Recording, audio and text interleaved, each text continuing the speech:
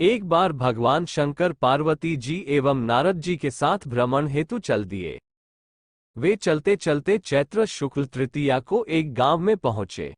उनका आना सुनकर ग्राम की निर्धन स्त्रियां उनके स्वागत के लिए थालियों में हल्दी अक्षत लेकर पूजन हेतु तुरंत पहुंच गई। पार्वती जी ने उनके पूजा भाव को समझकर सारा सुहाग रस उन पर छिक दिया। वे अटल सुहाग प्राप्त कर लौटी।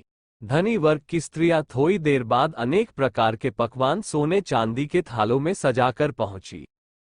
इन स्त्रियां को देखकर भगवान शंकर ने पार्वती से कहा, तुमने सारा सुहाग रस तो निर्धन वर्ग की स्त्रियों को ही दे दिया, अब इन्हें क्या दोगी? पार्वती जी बोली, प्राणनाथ, उन स्त्रियों को ऊपरी पदार्थों से बना रस दिया गया है, इसलिए उनका रस धोती से रहेगा, परंतु मैं इन धनी वर्ग की स्त्रियों को अपनी अंगुली चीरकर रक्त का सुहाग रस दूंगी, जो मेरे समान सौभाग्यवती हो जाएंगी। जब इन स्त्रियों ने पूजन समाप्त कर लिया तब पार्वती जी ने अपनी अंगुली चीरकर उस रक्त को उनके ऊपर छिक दिया। जिस पर जैसे छींटे पड़े उसने वैसा ही सुहाग पा लिया। इसके बाद पार्वती जी अपने पति भगवान शंकर से आज्ञा लेकर नदी में स्नान करने चली गई। स्नान करने के पश्चात बालू की शिवजी की मूर्ति बनाकर पूजन किया, भोग लगाया तथा प्रदक्षिणा करके 2 कणों का प्रसाद खाकर मस्तक पर टीका लगाया। उसी समय उस पार्थिव लिंग से शिवजी प्रकट हुए तथा पार्वती को वरदान दिया, आज के दिन जो स्त्री मेरा पूजन और तुम्हारा व्रत करेगी उसका पति चिरंजीवी रहेगा तथा मोक्ष को प्राप्त होगा। भगवान शिव यह वरदान देकर अंतर्धान हो गए। इतना सब करते करते पार्वती जी को काफी समय लग गया। पार्वती जी नदी के तट से चलकर उस स्थान पर आई जहां पर भगवान शंकर व नारद जी को छोड़कर गई थी। शिवजी ने विलंब से आने का कारण पूछा तो इस पर पार्वती जी बोली, मेरे भाई भावज नदी किनारे मिल गए थे। उन्होंने मुझसे दूध भात खाने तथा ठहरने का आग्रह किया, इसी कारण से आने में देर हो गई।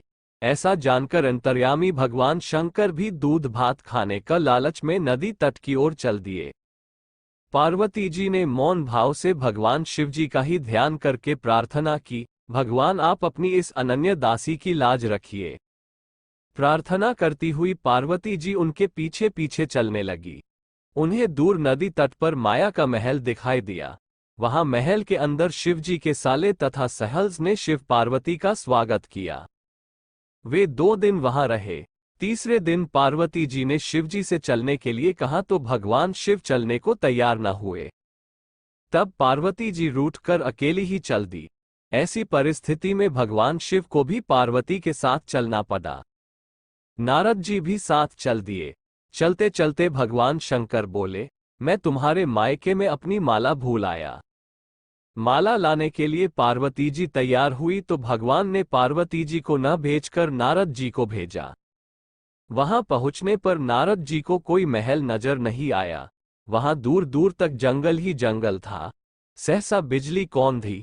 नारद जी को शिवजी की माला एक पेड़ पर टंगी दिखाई दी। नारद जी ने माला उतारी और शिवजी के पास पहुंचकर यात्रा कर कष्ट बताने लगे। शिवजी हंसकर कहने लगे, ये सब पार्वती की ही लीला है।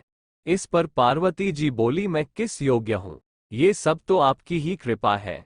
ऐसा जानकर महर्षि नारद जी ने माता पार्वती तथा उनके पतिव्रत प्रभाव से उत्पन्न घटना की मुक्त कंठ से प्रशंसा की।